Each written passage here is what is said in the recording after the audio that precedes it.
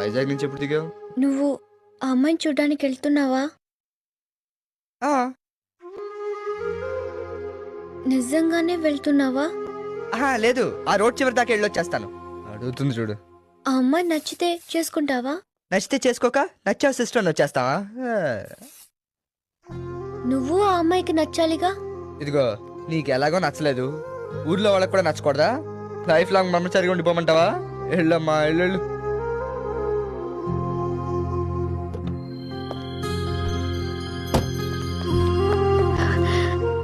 రాధా, ఏంటి? నీతో ఒక విషయం చెప్పాలి. ఓ, బెస్ట్ ఆఫ్ లక్గా. Thank you very much.